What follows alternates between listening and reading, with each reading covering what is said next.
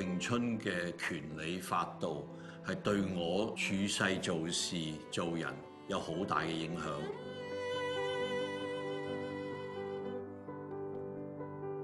你冇可能淨係拉琴嗰一剎那係放鬆，但係你轉個頭放低個琴，其實你個人好繃緊嘅。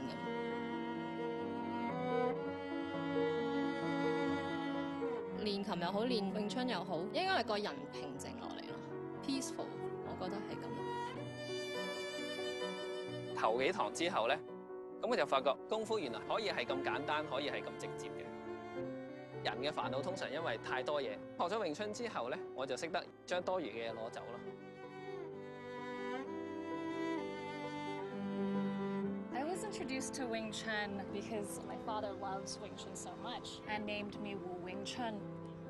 When I draw, just like Wing Chun, there's the technical piece. You have to draw it out first. Then you kind of let your creativity and you let your energy flow. And with art, that's where the paint comes in and you mix different colors and you really make it beautiful. And I think in my personal life, that's where it's helped me the most. 啲藝術好講感覺㗎嘛，詠春就係用感覺去做㗎咯。當然啦，要去到藝術，即係話你精先去到藝術咯。技術層面去到精華就屬於藝術咯。大家經歷過好多唔同嘅需求，但係我哋往往要作出決策嘅時候咧，我哋需要自己有一個底線，我邊啲嘢係唔會做，邊啲嘢係需要做嘅。咁呢個亦都係詠春嘅法度啦。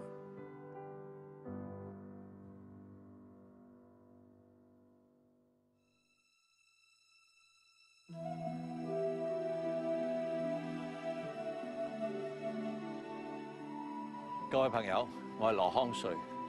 我哋而家喺佛山嶺南天地。佛山係詠春發揚光大嘅地方。我哋希望今次拍呢個特輯呢，係可以將詠春嘅精要、詠春嘅法度係介紹俾大家。因為我自己學習過詠春之後呢，係做人做事對我自己有好大嘅幫助。佛山市係位於中國嘅南部，係詠春一代宗師葉問嘅故鄉。葉問一生致力將詠春發揚光大，而家喺世界任何一個角落，我哋都可以揾到詠春嘅足跡。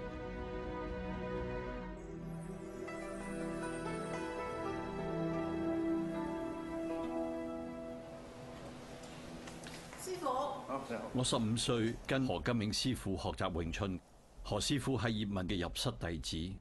我師弟雷明輝，佢而家喺佛山、澳門同埋香港傳授詠春拳法。好，可以開始玩啦。開頭冇乜特別有咩興趣嘅，其實一開始咗學，咁師傅會講下啲用法啊，講下詠春啲法度，咁就覺得好合理啊，好多方法好巧妙啊，咁就開始即係有啲上癮啦。我哋不斷重複練習每一個動作，好似小念頭練習嘅時候，我哋動作係好緩慢嘅。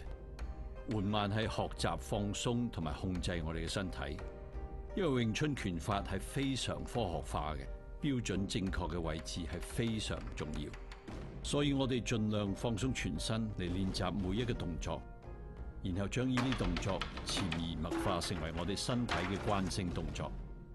喺日常生活裏邊，我哋未必需要用到武術同其他人去搏鬥，但係我哋總會遇上不同嘅人生角力。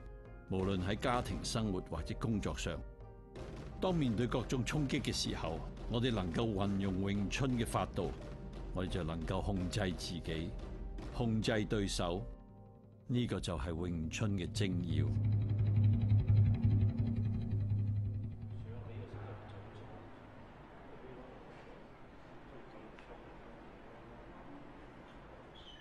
係需要嘥少少時間去磨練嘅。好嘅師傅通常會俾啲時間你磨練咯。根基好嘅時候咧，你嘅進步係無窮無盡。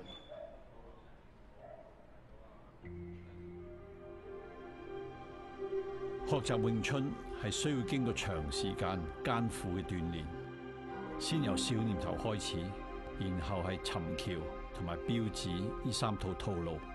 不過，如果你唔能夠掌握詠春嘅拳理法度，呢啲套路都只係一啲空泛嘅動作。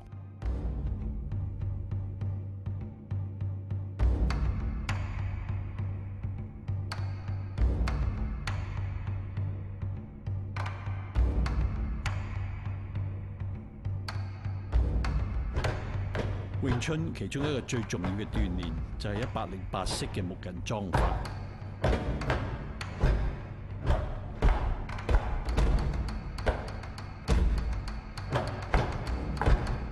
呢108式係融合咗小念頭、尋橋同埋標指嘅手法、步法同埋腿法。只有當你精通咗詠春嘅法道之後，你先至可以將呢108式全面去發揮。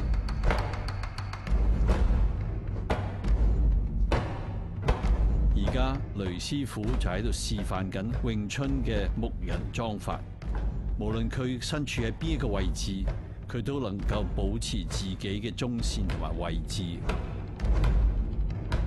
日常如果你要用嘅時候，個法道就喺呢度去發揮出嚟咯。即係好似譬如有雷師傅咁，佢一過嚟我哋攞樁，我想攞開中線攞唔到，咁我又攞翻呢個中線佢又攞我中線我咪蝕晒俾佢咯個位。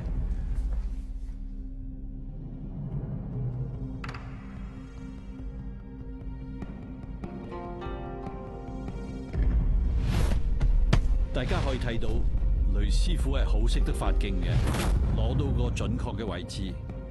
當佢攞到對手嘅中線嘅時候呢，對手係會有好大嘅壓力。喺數學同物理上，中線係即係比較短嘅距離去到對方嘛。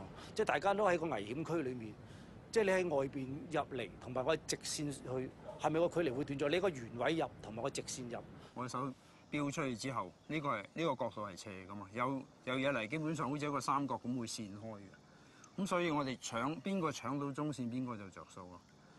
好多人以為詠春好中意打頭，其實一般對手多數中意打我哋個頭。佢打我頭，我自然一接咧就喺翻個頭去，因為我哋需要平衡啊嘛。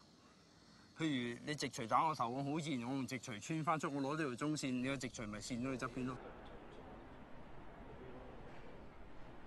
詠春嘅拳理係以呢一個中線為主，呢個係我哋做人咧1000年都唔會變嘅。如果我哋做人冇嗰個宗旨，我哋冇辦法做成事，自己亦都係唔會做成一個有作為嘅人。譬如話，我而家每一日嘅時間24小時，我係唔夠用嘅。咁但係我先定咗我嘅中線，我係咪要先照顧咗我屋企先呢？我係咪需要時間去做我生意上嘅工作呢？朋友嘅時間係要幾多呢？我安排好咗之後，我知道嗰個就係我自己嘅中線啦。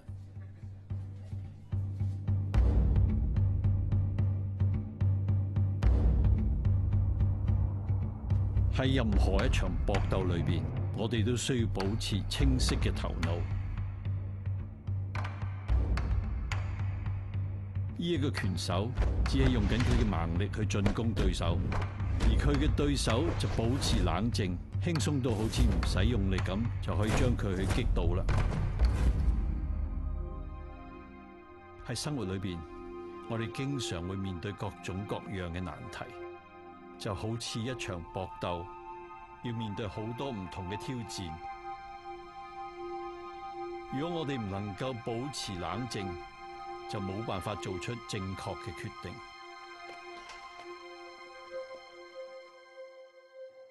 我初學詠春嘅時候咧，咁師傅要我對住個鏡去學嗰小念頭，去練習嘅小念頭，亦都要我紮馬去到成45分鐘。隻手係喐得好慢嘅，咁我初硬係唔明白點解需要咁樣做呢？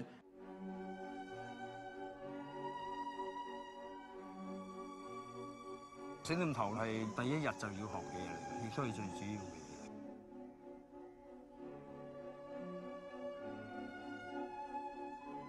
一來練控制咯，亦都係練埋我哋嘅位置，因為初練要攞條中線。咁亦都係練將個身體變成一個整體。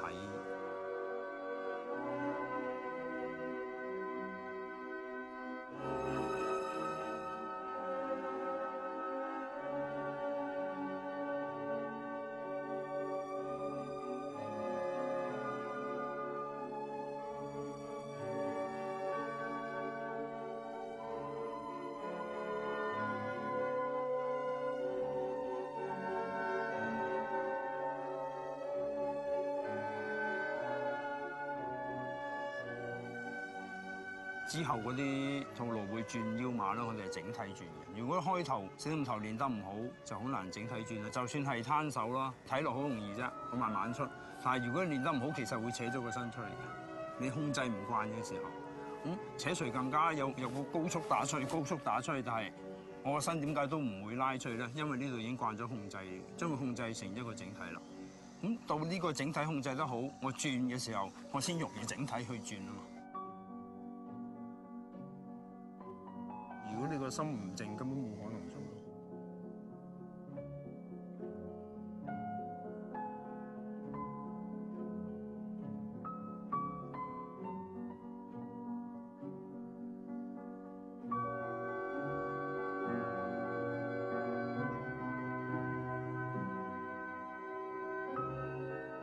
咁你靜嘅時候，你同對手對打就好着數。你平靜，你嘅直覺先至快嘅。只有保持平靜嘅心境，放鬆身體，我哋先至可以喺危急嘅情況之下作出果斷正確嘅抉擇。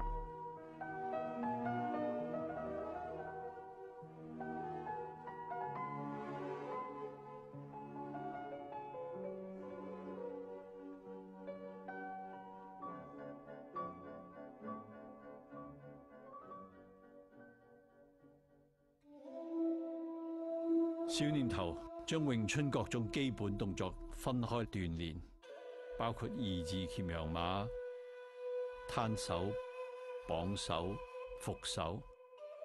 呢啲動作係詠春非常重要嘅基本功，我哋要反覆練習，直至掌握動作嘅位置同埋精要。但係大家睇見呢啲咁簡單嘅動作，會唔會覺得佢哋冇乜實際嘅用途呢？詠春拳法透過一啲特定嘅動作，將人體嘅潛能發揮到最盡。呢位係李博士，佢係嚟自香港中文大學運動表現及力學實驗室。佢會用一連串嘅實驗去測試各種詠春嘅動作，俾大家可以理解到詠春嘅法度同埋個實用性。今日嘅測試入邊呢，我哋會睇一睇師傅二字鉗羊馬嘅足底壓力啦，同埋重心嘅分佈。咁我哋會為佢裝上呢一個鞋墊，佢呢個鞋墊咧會有99個傳感器，我哋可以睇到師傅做唔同動作嘅時候個壓力嘅分佈。咁喺實驗嘅開始，我哋會叫師傅去紮一個二字鉗羊馬30秒啦，然之後佢係會打一個日字衝拳。咁喺實驗嘅結果入邊咧，你會見到有一個圓圈咧，代表咗佢嘅重心嘅位置。越鮮豔嘅顏色咧，亦代表足底壓力越大。師傅去做埋日字衝拳嘅時候，我哋見到個足底壓力咧，都依然係好平均咁分佈喺腳板後半橛部分，而個重心仍然喺腳踭位置。咁即係代表咗咧呢個二字鉗羊馬嘅穩定性咧係十分之好。如果你出拳同你平時嘅重心唔一樣，即係話你其中一樣個重心有錯，重心啱嘅，不論你做咩動作，重心應該係一樣。如果我平衡唔好，咁我嗰個連貫性就會影響咗，包括我個進退、左右移動，同埋拳腳嗰個連貫性都會有影響。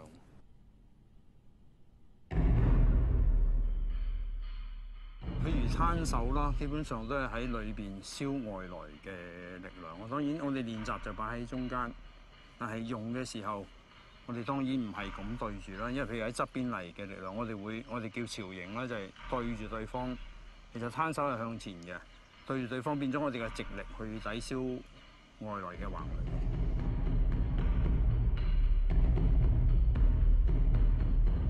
攤手係截擊一啲正面嘅攻擊啦。咁攤手如果我哋嘅動作擺歪少少，我哋嘅對手咧就好容易入咗嚟㗎啦。咁所以我哋講嘅精細就係一定要擺啱嗰個位置。咁你再強嘅攻擊咧，我哋都接得住。咁今日咧，我哋就會睇一睇師傅擺個攤手係正確啦，同埋唔正確嘅姿勢，睇下佢嘅肌肉嘅活動情況。麻煩你擺正個攤手去度下肌肉嘅力量。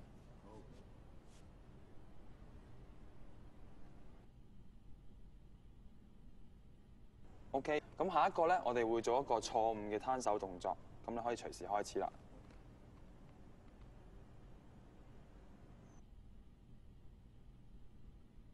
咁喺個實驗結果，你會睇到咧，擺正個攤手咧，師傅喺呢個前三角肌入邊咧，係會用少大概10% 嘅力量啦。如果就咁睇個數據咧，相差只係得10%。係。咁但係實際嘅效力遠遠超過呢個數。因為如果唔正確嘅攤手，連個重心都影響埋。但係如果我手正確咧，不但止我唔會受佢力，仲你會受我好大嘅影響力。呢個係正確嘅攤手。係啦。你會成個人受力㗎。好，咁跟住而家就試下唔正確嘅攤手會點？我一樣用實力㗎。我會食翻你。有一次師傅會教我咯，佢話呢個角度係點樣，就會有幾大嘅唔同咯。我就發現哇，好特別喎！所以咧，我嘗試去用一種詠春嘅諗法去拉琴。咁我發現啦，我係大聲咗拉啦，同埋我係唔用力多咗嘅。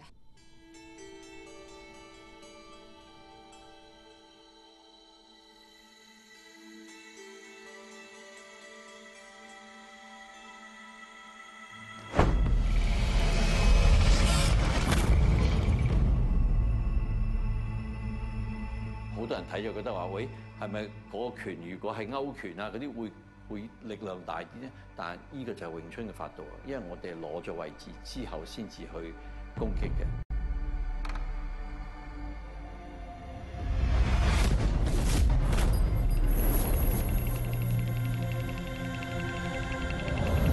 大部分嘅拳法咧係要將個拳頭拉去後邊，然後個身體轉咁打出去嘅。詠春拳咧就為咗要做到一種效果，就好快到人哋捉唔到嘅，所以我哋唔拉弓嘅，我哋擺喺度就出去啦。咁今日咧，我哋就會做一啲生物力學嘅分析啦，去睇一睇發出日字衝拳嘅肌肉次序。師傅身上面咧已經貼咗好多嘅肌電感應器啦，咁就可以睇到佢肌肉嘅活動。可以望一望啦個實驗結果咧，我哋會見到啲力係由左腳開始傳上嚟嘅。首先由左邊小腿啦，跟住做左邊大腿，然之後去右邊嘅側腹肌，跟住上到去胸肌，然之後傳去前膊，跟住最後咧就係三頭肌同埋前臂咁樣發出嚟。喺臨中靶之前嘅0.05秒，師傅先係捉緊佢嘅前臂啦。一中靶之後嘅15%秒，咁師傅咧就放鬆咗佢前臂肌肉啦。咁呢一個咧可以見到係去到最後一刻，佢先去捉緊佢嘅拳頭咯。喺頭先嘅實驗咧，我哋睇到你臨中靶之前嘅5%秒嘅時候，你先揸緊拳頭；而中咗靶之後咧，15%秒嘅時候，你已經放鬆咗啦。咁有冇原因嘅咧？咁樣做？如果我太早收緊個拳，即係話我啲肌肉亦太早收緊咗，會阻礙咗個速度。如果冇速度嘅拳，唔會有殺傷力㗎。咁係最嬲尾臨到嗰個，我先將啲力量集中喺個拳嗰度打出去，先至有用咯。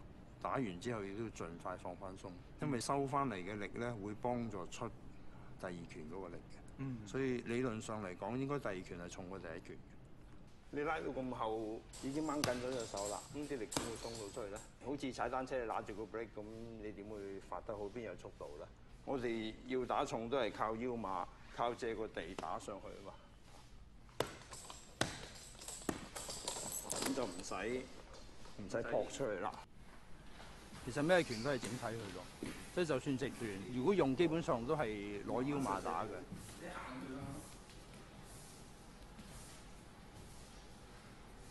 有啲人話詠春嘅拳由心法，咁咪要走翻中心口先打。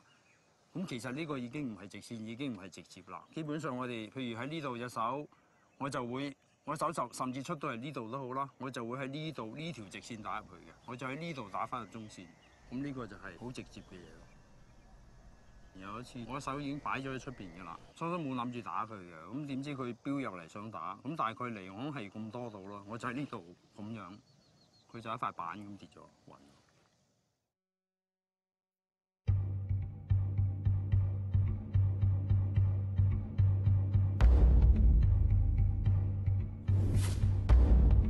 沉橋係小念頭之後嘅一個練法。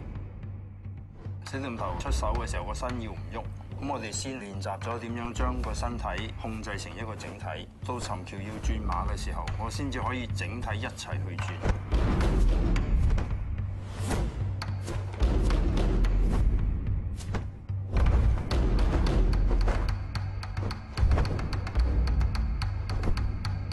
沉橋其實個名講得好清楚咯，未有橋嘅時候要揾橋咁嘅意思咯。兩個手一接住，好似橋咁，相信係咁樣嚟。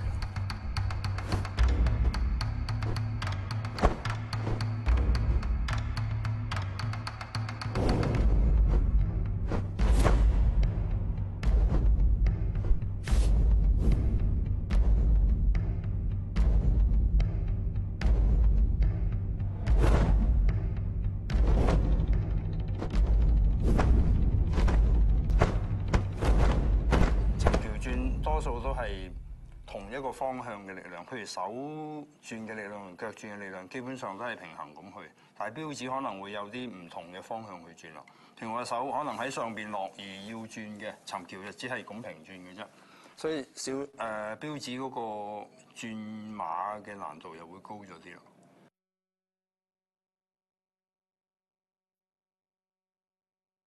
好，今日咧我就簡單咁解釋下標指先啊。標指係乜嘢咧？有啲人講就話係攻擊嘅套路，但係我哋覺得咧就係救手嚟嘅，唔係叫你睇呢一下嘅輸贏，係你點樣去救翻。你可能你已經失咗啦，俾人撳咗，我點樣甩翻？點樣救翻自己？師傅圈呢下喺實戰嗰度點樣用得到咧？平時開馬就咁撥開嘅，而家點解要圈開咧？因為我哋將來有啲馬相咧係要向中線行入去嘅。譬如我標馬嗰時，你可以走嘅。師傅點解你可以變個步變得咁快嘅？因為其實我只係兩步啊嘛，因為我有一個中軸，你喺外圍走，你要走好多步，我只要兩步已經由呢度走到嗰度。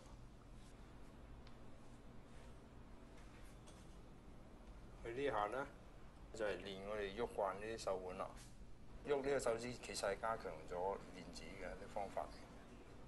你見呢度唔喐嘅，呢個手臂唔喐，只係喐個手腕，亦都係練到我哋要控制住呢度咯。只係手腕喐，前臂係唔會周圍擺嘅。標指個名喺禪宗嗰個標月之指演變出嚟嘅。標月之指係見月忘指啊，即係望個月，唔係睇住隻手指，係睇後嗰下，唔係睇你而家呢一下嘅輸贏。呢個就係練脱咗之後攬埋落去打呢個作用啦。所以脱完隻手，呢隻手其係基本上係練緊沉落嚟，亦都係練即係等於攞對方嘅手落嚟，呢隻手再打。譬如俾你封咗爭啦，你點打都好啦，咁我呢度甩咗就可以救翻啦，又係。由風箏俾人，你可以打，基本上打喺呢度穿咗攞翻走。呢個咧就係隻手喺咗另外一邊啦，你有手喺呢度入，我呢度急去救翻嘅啫。或者喺呢邊，我就喺呢邊浸咯。譬如我發錘，俾人標咗埋嚟攬個彈，轉嘅時候用標指練嗰個櫃踭啱扭住用嘅，咁就啱好係。由失勢救翻變翻做優勢，有啲時候可能唔知乜嘢手法，俾人逼到可能貼咗啦，冇位走啦，咁可以將呢個帶翻走，再入翻啲錘，亦都可以嘅。呢係其中一部分嘅自救嘅手法啦。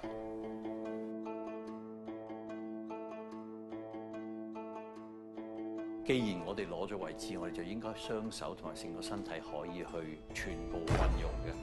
打樁嘅時候咧，全部都係雙手。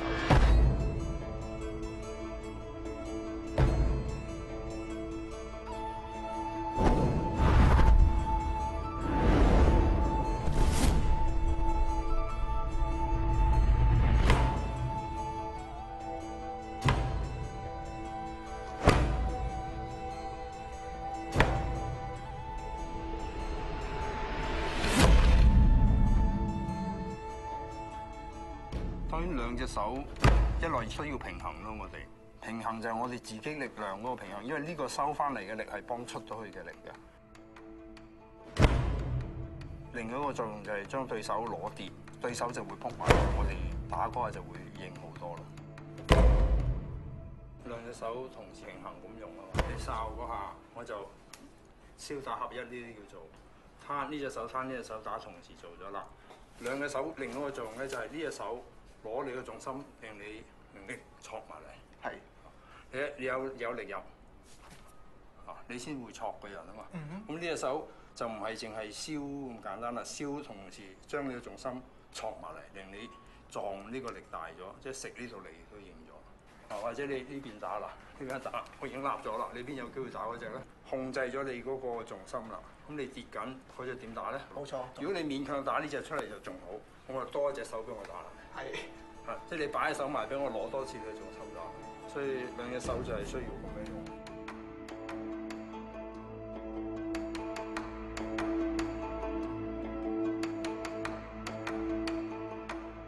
如果係經驗未夠嘅，當你打對手咁短嘅時間，你未必可以貼住對方嘅手去做咯。但係如果做到咧，嗰下就係黐手啦。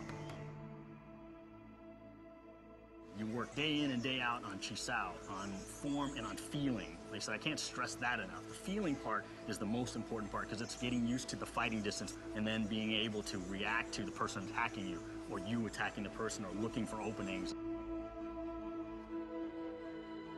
靠雙手嗰個感覺而去做咗啲反射動作，呢個係通過一個鍛鍊先可以達到呢種行為嘅。My father often tells me, in sticky hands, you're supposed to be relaxed, but it's often like a wet towel. So if you think about a towel, it's very light, but once you soak it with water, there's a density to it. It sticks to you, it's dripping, there's a lot of character to it. 好多人可能會誤會咗，以為我黐手一定係呢個模式嘅，一定係咁先叫黐手，唔係咁就唔係啦。其實黐手咧就係搏擊裏邊接觸之後嘅運用方法嚟㗎。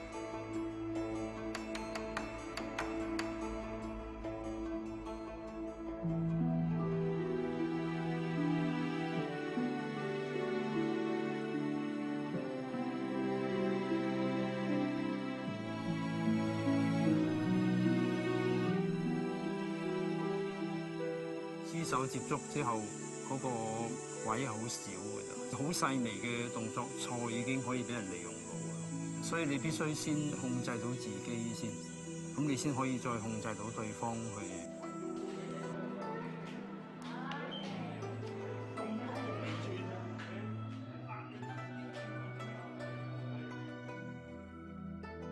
當同人溝通嘅時候，我哋有時會受到負面情緒嘅影響，而唔能夠控制自己，令到自己、家人同埋朋友受到傷害。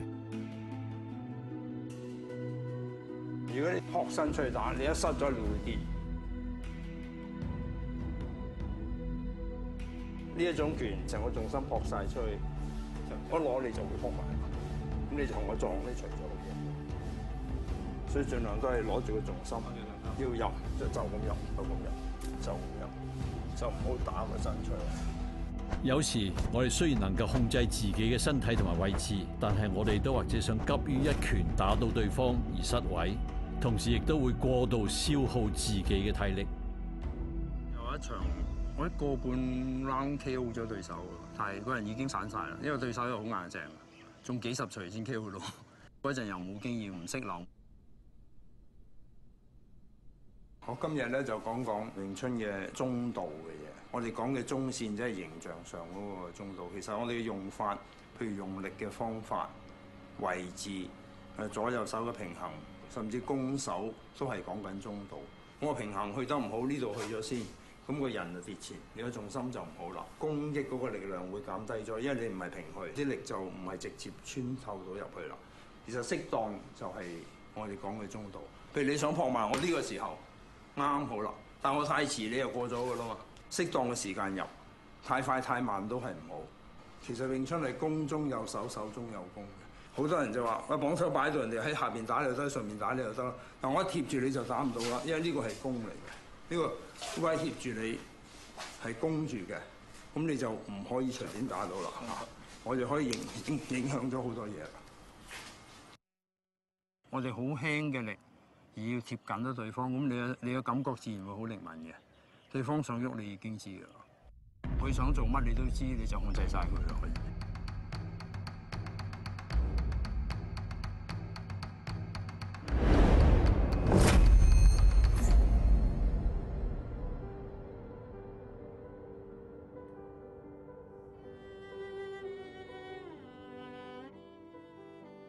came over to my parents' house and I trained with my father in the backyard, and it was just us doing sticky hands. The power in which my father gave me and the exercise that I had literally took the energy out of me. And I remember at that point, Wing Chun was not just a sport, it was very special to me. 如果我哋能夠鍛鍊好詠春嘅拳法，明白詠春嘅拳理，放鬆身體嘅每一部分，保持自己嘅位置同埋中線，詠春科學化嘅拳法就可以充分去發揮。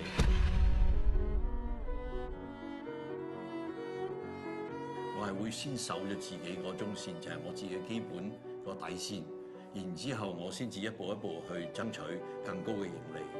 咁呢啲都係詠春嘅法度好重要嘅。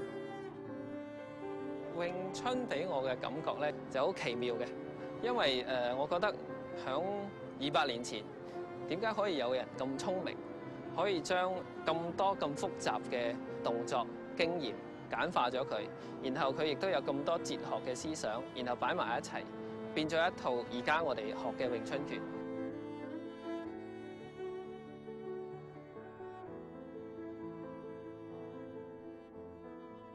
可能人體咧係有好多潛在咗嘅嘢喺背後嘅，所以我學詠春裏邊，我覺得哇呢件事一定係有好大嘅精神意義喺後邊，好多新嘅嘢等住你去發掘咁樣，我好有期待咯。期望學嗰啲人真係要古老翻少少咁學咯，要信師傅多啲啊，就唔好成日教師傅點教嗰種。學咗不論你學成點，你真係真心去學過咧，對自己點都有幫助。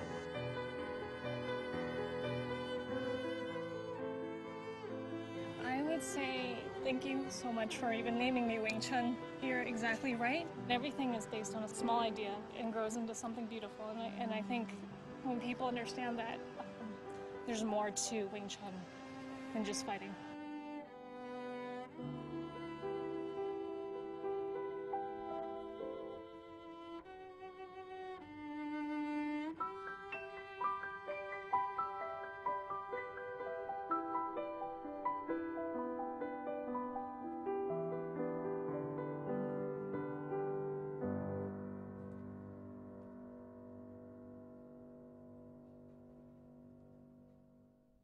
我希望今次我哋拍呢一套特輯呢，就係將詠春嘅精要個奧妙嘅地方呢，係介紹俾大家，等我哋年青嘅朋友咧，大家可以明白呢套拳嘅好處，等佢哋有呢個耐心，有呢個決心去學好呢一套拳。